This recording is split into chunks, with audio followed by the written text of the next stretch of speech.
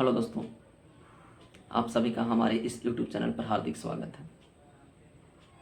मैं आज एक ऐसे मुद्दे पर बात करना चाहूँगा जिस पे अक्सर समाज बात नहीं करती है या फिर करती भी है तो बड़ी दबे और सहमे लफ्ज़ों में बात करती है। आज मैं बात करने जा रहा हूँ लव मैरिज पे कि क्या लव मैरिज में माता पिता की मंजूरी को अनिवार्य बना दिया जाना चाहिए। दरअसल हुआ यह है कि पिछले कुछ समय से गुजरात के पाटीदार समुदाय के एक वर्ग द्वारा यह मांग किया जा रहा था कि लव मैरिज में माता पिता की अनुमति को अनिवार्य बना दिया जाना चाहिए। यानी दो प्रेमी जोड़े तब तक विवाह नहीं कर सकते जब तक कि उनके माता पिता ना चाहें। ऐसे में गुजरात के जो मुख्यमंत्री हैं भूपेंद्र पटेल, उन्होंने उनको आश्वासन दिया कि अगर ऐसा संभव है तो सरकार इस पर विचार करेगी, अर्थात कानून बनाने की दिशा में थोड़ा सा हिंट दिया। तो इस पर मैं क्या लिखता हूँ, मेरे क्या ओपिनियन है, आपके जो ओपिनियन रहेंगे वो आप कमेंट्स बॉक्स में दे सकते हो। हमने इसमें लव मैरिज के पक्ष और विपक्ष दोनों के पहलुओं पर चर्चा की है और अंत में एक निष्कर्ष पर पहुंचा है जिसको आपको पढ़ करके मैं सुनाऊंगा। चलिए अब मैं पढ़ करके आप लोग को अपना आर्टिकल सुनाता हूँ। देखिए, जब भी आप आर्टिकल लिखते हो तो इस बात का ध्यान रखिए कि आपको आर्टिकल में करंट जो मुद्दे चल रहे हैं उनका जिक्र होना चाहिए या करंट मुद्दों पर आधारित होना चाहिए। हालांकि आप सामाजिक चीज़ों के बारे में भी लिख सकते हो, जो कंटेम्प्रेरी है उन चीज़ों के बारे में भी लिख सकते हो, लेकिन अगर आपको अखबार में छापना है तो उसका सबसे बेहतर उपाय यही है कि आप उन मुद्दों पर लिखें जो आज या वर्तमान समय में समाज में रन कर रहे हैं। यानी एक बहस का मुद्दा बना हुआ उन मुद्दों पर आप लिखिए, आपको ज़्यादा अटेंशन मिलेगा। तो देखिए, मैं आर्टिकल लिखने की शुरुआत कहाँ से कर रहा हूँ, क्योंकि बहुत सारे हमारे दोस्तों का यही रहता है कि भाई साहब हम लिखना तो चाहते हैं पर शुरुआत कहाँ से करें ये समझ में नहीं आता है। तो देखिए, आप जिस भी मुद्दा पर लिखना चाहते हो तो सबसे पहले उसका रेफरेंस दीजिए कि आप किस मुद्दे पे लिखना चाहते हो, आप मुद्दे के बारे में बताइए। देखिए, तो सबसे पहले मैं इंट्रोडक्शन शुरू करता हूँ कैसे कि हाल ही में गुजरात के सीएम भूपेंद्र पटेल ने लव मैरिज में माता पिता की मंजूरी को अनिवार्य बनाने पर विचार करने को कहा, जिसका समर्थन कांग्रेस ने भी किया। दरअसल पिछले कुछ समय से पाटीदार समाज के एक वर्ग की यह मांग है कि लव मैरिज में माता पिता की अनुमति को अनिवार्य बनाया जाए, अर्थात लव मैरिज को तब तक वैध नहीं माना जाएगा जब तक कि उनके माता पिता उसका अनुमति ना दे दें। अभी होता यह है कि अगर आप 18 वर्ष अधिक हैं और वयस्क हो चुके हैं और आपकी जो पार्टनर है वो भी 18 वर्ष को क्रॉस कर चुकी है, तो दोनों आप रजामंदी के साथ कोर्ट में जा सकते हो और वहाँ पे आपकी नॉर्मली शादी करा दी जाती है या शादी हो जाती है, उसमें कोई बाधा नहीं आती है। लेकिन जब इस तरह के कानून आएगा तो आपकी शादी तभी होगी या आपकी शादी की मान्यता तभी मिलेगी जब आपके माता पिता मंजूरी देंगे। तो इस पर एक कानून लाने की बात कहा जा रहा है, अर्थात कानून बना करके इस चीज़ को मैंडेटरी किया जाएगा कि अगर आपको लव मैरिज करना है तो आपके दोनों माता पिता सहमत होने चाहिए। यानी दोनों के माता पिता जब तक सहमत नहीं होंगे आपका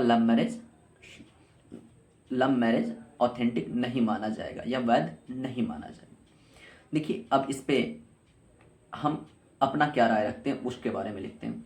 यदि गुजरात सरकार ऐसा कोई कानून लेकर के आती है तो कई नैतिक एवं संवैधानिक प्रश्न उठ खड़े होंगे, क्योंकि इस तरह के कानून संविधान द्वारा प्रदत्त चुनने की आज़ादी को नियंत्रित करेगा। गुजरात एक विविधतापूर्ण समाज है जिसको प्रभावित करेगा।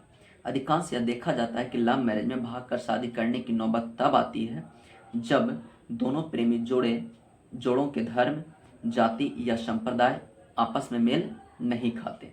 मैं कहना यह चाहता हूँ कि भाग करके शादी करने की नौबत तब आती है जब दोनों प्रेमी जोड़ों के धर्म अलग अलग होते हैं, तभी तो घर वाले रजामंद नहीं होते। ऐसे में प्रेम विवाह पर प्रतिबंध लगाने वाले कानून को प्रगतिशील कानून तो नहीं कहा जा सकता।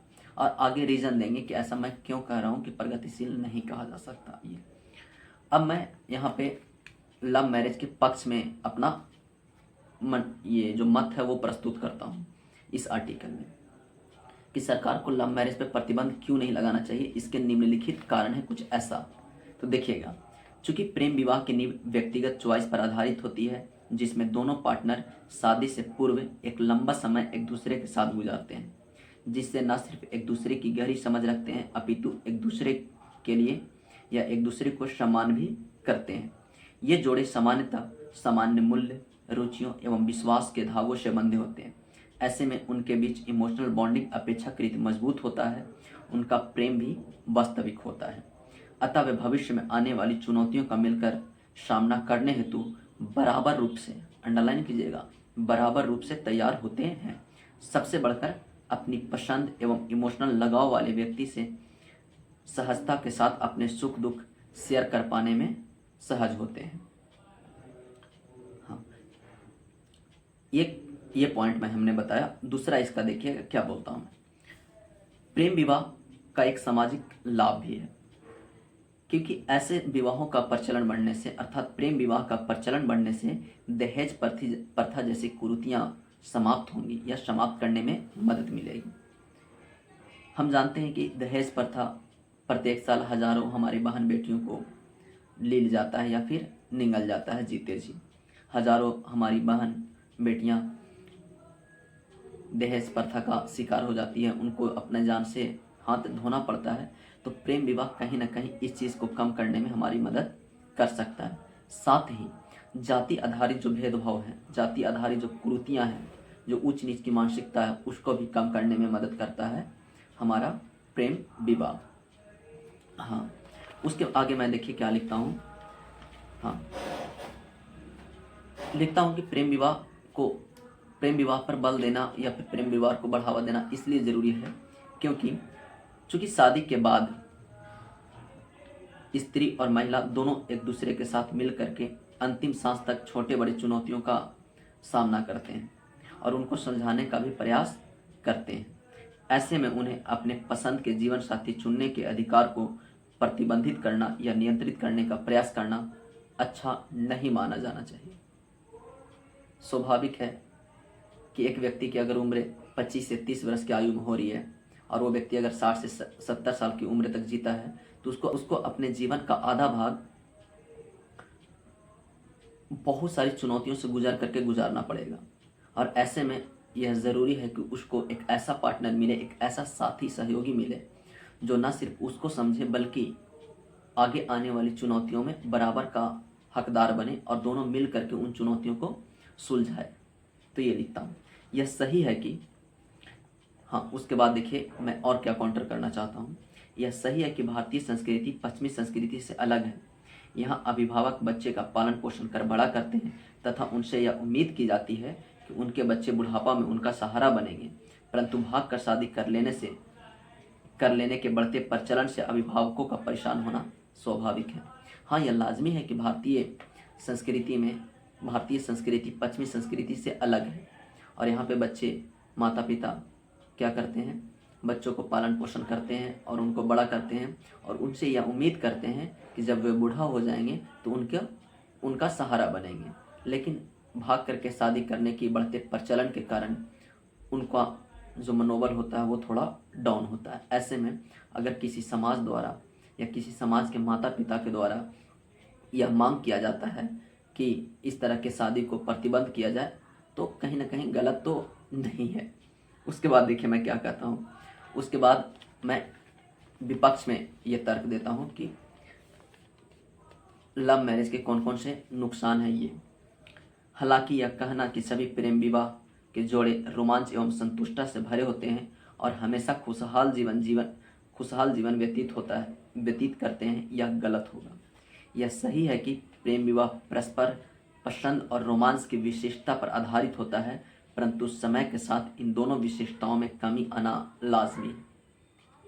देखिए यहाँ पे मैं नकारात्मक पॉइंट गिना रहा हूँ प्रेम विवाह का, जिसमें मैं ये कह रहा हूँ कि यह सही है कि जो प्रेम विवाह होता है वो एक दूसरे के पसंद, रोमांच और संतुष्टता पर आधारित होता है, लेकिन यह कहना गलत होगा कि वैसे जोड़े हमेशा खुशहाल जीवन व्यतीत करते हैं।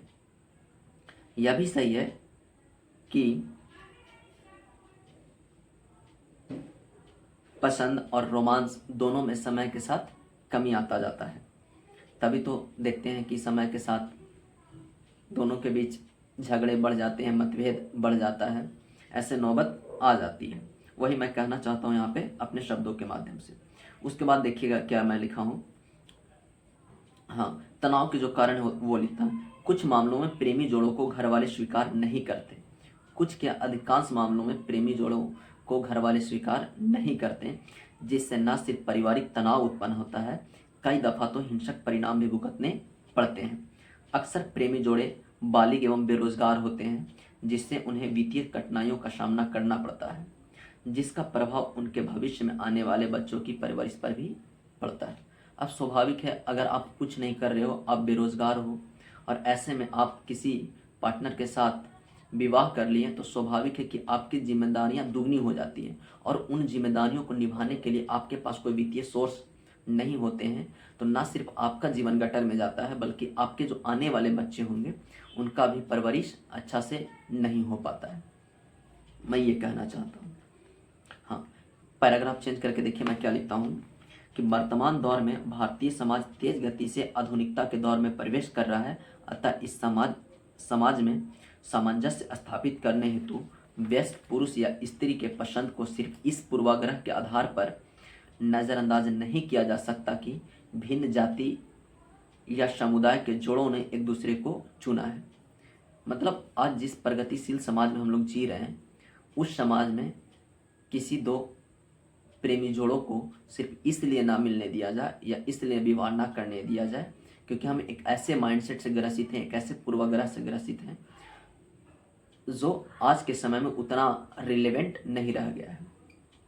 तो ये मैं कहना चाहता हूँ। इसके बाद देखिए पैराग्राफ चेंज करके मैं एक निष्कर्ष टाइप का लिखता हूँ, उस पर पहुँचता हूँ, वो देखिएगा। दोनों पक्षों के मद्देनज़र इस निष्कर्ष पर पहुँचना सहज है कि गुजरात सरकार को प्रेम विवाह को प्रोत्साहित करने की जरूरत है, न कि इस पर प्रतिबंध लगाने की। रही बात लव मैरिज के माध्यम से धर्म परिवर्तन के मुद्दे की, तो सरकार धर्मांतरण पर अलग से कानून ला सकती है जो लालचवश या शादी करने के लिए जबरन धर्म परिवर्तन कराने को दंडनीय बनाए। यानी सरकार धर्म परिवर्तन पर एक अलग से कानून ला सकती है। यानी कुछ ऐसी भी शादियां होती है जो धर्म परिवर्तन कराने के उद्देश्य से ही होती है, तो उस तरह की शादियों को रोकने के लिए, उस तरह के लोगों को दंडित करने के लिए अलग से कानून ला सकती है। और बाकायदा एक कानून है भी, भले ही वो अभी सुप्रीम कोर्ट में फंसा हुआ है, लेकिन धर्मांतरण पर एक कानून है। तो ऐसे में इस कानून के रहते हुए इस तरह के कानून नहीं लाया जाना चाहिए कि सभी व्यक्ति को या सभी पुरुष को या सभी वयस्क लोगों को लव मैरिज करने से एकदम से रोक दिया जाए, क्योंकि माता पिता की अनुमति को अनिवार्य कीजिएगा तो कहीं ना कहीं मामला तो फंसना तय है। उसके बाद देखिए आगे मैं क्या लिखता हूँ कि समय के साथ समाज जैसे जैसे परिपक्व होता जाएगा, शिक्षा का स्तर बढ़ेगा, बालक बालिकाओं में समझदारी का भाव बढ़ेगा, वे अपने हित में बेहतर फैसले ले सकेंगे। यानी सरकार को रोकने की ज़रूरत नहीं है। समय जैसे जैसे आगे बढ़ेगा, ये बच्चे परिपक्व होते जाएंगे, जागरूक होते जाएंगे अपने हित और अहित के बारे में, तो वो इस तरह की काम करना यानी भाग करके शादी करना वो खुद ही कम कर देंगे, क्योंकि वो भविष्य की अच्छी समझ रखेंगे। ऐसे में सरकार को ये प्रयास नहीं करना चाहिए कि इस तरह की चीज़ों को प्रतिबंध लगाएं, बल्कि प्रयास ये करना चाहिए कि सामाजिक जागरूकता को बढ़ाए। यानी लव मैरिज करने या ना करने पर प्रतिबंध या करने का निर्णय सरकार को नहीं करना चाहिए, बल्कि सरकार को अच्छे गुणवत्तापूर्ण या अच्छी क्वालिटी की एजुकेशन दीजिए, उनमें जागरूकता का भाव उत्पन्न कीजिए, माता पिता के प्रति जो आदर सत्कार का भाव होता वो उत्पन्न कीजिए। वो ज़्यादा लाभदायक होगा बनिस्बत की कानून ला करके चीज़ों को रोकने के। या फिर इस धारणा को कठोर करने पर बल देना गलत होगा कि अभिभावक की मर्जी से होने वाली शादियां आदर्श विवाह का उदाहरण बनेगी।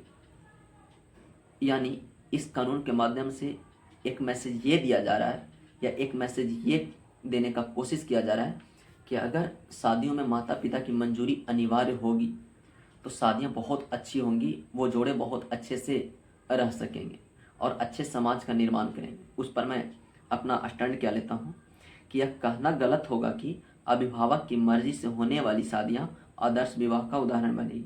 यदि ऐसा हुआ, देखिएगा उसका परिणाम क्या होगा। यदि ऐसा हुआ तो यह पुरुषों के पक्ष में होगा और महिलाएं एक बार फिर से सामाजिक रूढ़ियों के जकड़न में खुद को फंसती हुई पाएगी। यानी मैं बोल रहा हूँ कि अगर माता पिता के कंसेंट को या अनुमति को, सहमति को अनिवार्य बना दिया जाए तो हो सकता है इससे पुरुषों को फ़ायदा मिल जाए, लेकिन महिलाओं की आज़ादी एक बार फिर से कहीं ना कहीं उन्हीं रूढ़िवादी या परंपरावादी जो जकड़न है उसमें बनती हुई खुद को पाएगी। ऐसा इसलिए क्योंकि यह अनुभव रहा है। देखिए, मैं जो भी बात बोल रहा हूँ उसका कारण दे रहा हूँ। हाँ, ऐसा इसलिए क्योंकि यह अनुभव रहा है कि एक समय वह भी था जब अधिकांश शादियाँ माता पिता की सहमति से हुआ करती थी। इनमें अनेकों शादियाँ बेमेल हुआ करती थी।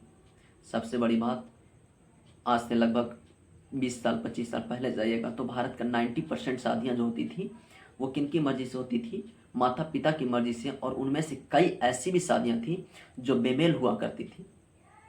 बेमेल मतलब पुरुष और स्त्री में कोई मेल मिलाप या कोई मतलब समानता होता ही नहीं था। ऐसी भी शादियाँ होती थी।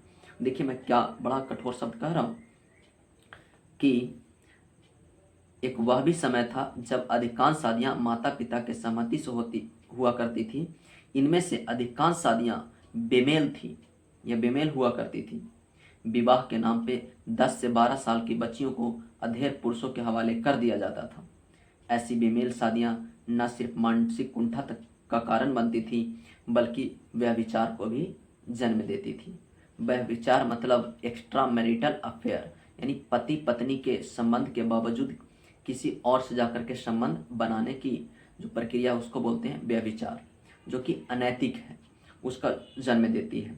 सबसे बढ़कर सती प्रथा जैसी कुरीतियाँ प्रत्यक्ष या अप्रत्यक्ष रूप से इन्हीं बेमेल शादियों या बाल विवाह के साथ जुड़ा है, जिसका निर्णय हमारे अभिभावक किया करते थे।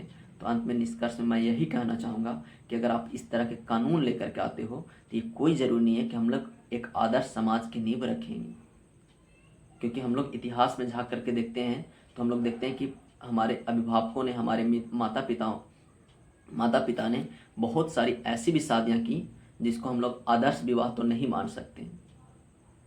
आप देख लो, सती प्रथा जैसे कांड क्यों हुए, सती प्रथा जैसा प्रचलन क्यों चला कि बच्चे 30 से 32 कि 10 से 12 साल की बच्चियों को 30 से 35 साल के आदमी से आप अगर विवाह कर देते हो तो उनकी मृत्यु जल्दी हो जाएगी। अगर वो मृत्यु उनकी जल्दी हो जाएगी तो बच्चे जब तक जवान होंगे, जब तक 30 से 35 की उम्र में पहुँचेंगे, वो विधवा हो जाएंगे। अगर वो विधवा हो जाएंगे तो स्वाभाविक है उनको भी उनके पति के लाश पे क्या किया जाएगा? जला दिया जाएगा। तो इस तरह की चीज़ें क्या होंगी या इस तरह के अनुभव रहे हैं। तो ऐसे में सरकार से आग्रह है कि सरकार इस तरह के कानून ना लाए तो बेहतर होगा। समाज को अपने अनुसार चलने दिया जाए और बेहतर यही होगा कि हम लोग अपने बच्चों को जागरूक करने पर ज़्यादा बल दें, ना कि उनके स्वतंत्रता को प्रतिबंधित करने पर। हाँ, आप ये कह सकते हो कि स्वतंत्रता के नाम पे धर्मांतरण या इस तरह की गतिविधि भाग कर शादी कर लेना कहीं ना कहीं गलत है। तो चलिए।